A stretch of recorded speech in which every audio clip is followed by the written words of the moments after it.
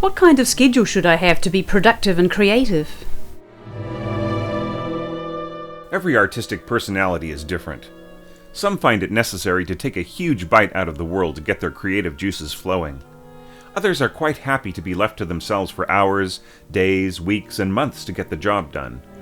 One composer might bounce out of bed, ready for a day's work, while the other treasures working in the afternoon, or even into the late hours. The two biggest scheduling factors for productivity are in knowing when your mental facilities are at their best, and then ensuring that you'll have the privacy and composure to get your work done. If you're an evening person but your roommates are always up until the wee hours with the television blasting, then get new roommates, or better headphones. If you're a morning person, then you might want to get a day job that starts with a lunch rush. Privacy and composure are hugely important. Ravel never allowed anyone in the same room while he composed, though he didn't mind company while orchestrating. Shostakovich, on the other hand, had the ability to ignore everyone while composing works of enormous complexity straight onto the staff paper, no matter what ruckus might be going on around him. In a sense, both composers were doing the same thing, establishing a private world within which they could freely create something of their own without disturbance. But privacy isn't enough. What's also necessary is a frame of mind that's open, focused, and eager to express its inner musings. That's a state that seems difficult to developing composers at first, but can eventually become a tap that turns on and off at will. Career composers generally have schedules that use the optimum available time to its best use over any other consideration. Beethoven and Schubert both got up and got to work first thing in the morning and composed straight on to the early afternoon. After that, they socialized, stretched their legs, taught some lessons, and took care of business. Early evenings might see them back at their writing desks, composing until the ability to stay awake departed. All the same, never limit yourself to a rigid schedule if there's a chance of getting work done at some other hour. When I'm working on a project, I may commit every available scrap of time during the day, sorting some little problem here, doing a bit of busy work there, and keeping my mind constantly involved, even if the pot is simmering on the back burner from time to time. I myself am not particularly a morning, evening, or any other time of the day person.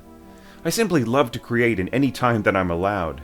Nevertheless, as a family man, I'm well aware that the best time to work is when everyone else in the house is predictably unconscious, so I'm often up hours before the dawn, at work on some project or other.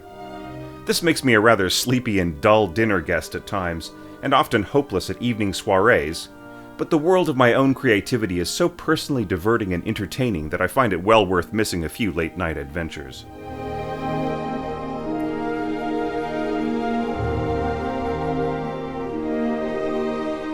Hey there, I'm your orchestration tutor Thomas Goss, with a few more words about this topic. First of all, keeping things in line with the upcoming massive open online orchestration course, I'm presenting videos over the next few weeks that have a direct bearing on either scoring strings or your creative workflow. If you want to successfully complete Term 1, and this is your first experience with a more committed approach, then you'll have to think about how you're managing your time. If you haven't had a chance yet, then take a quick look at my video on MOOC eligibility.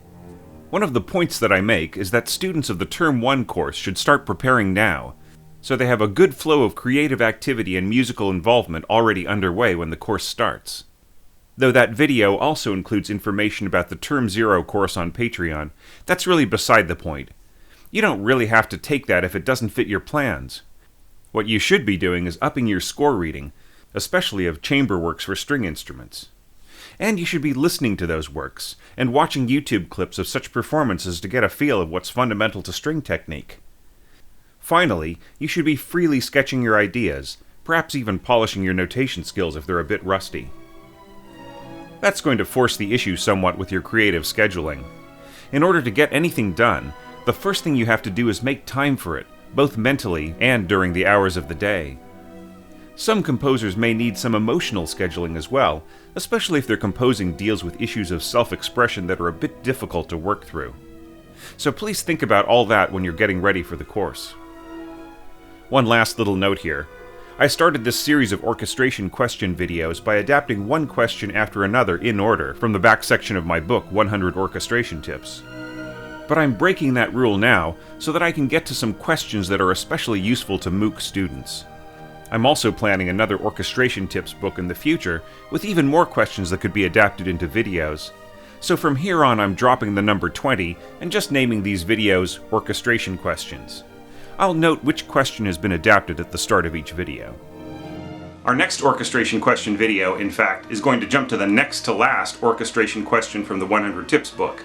An extremely important topic if you're about to take on 4 months of intense scoring, and that is, how do you get unstuck?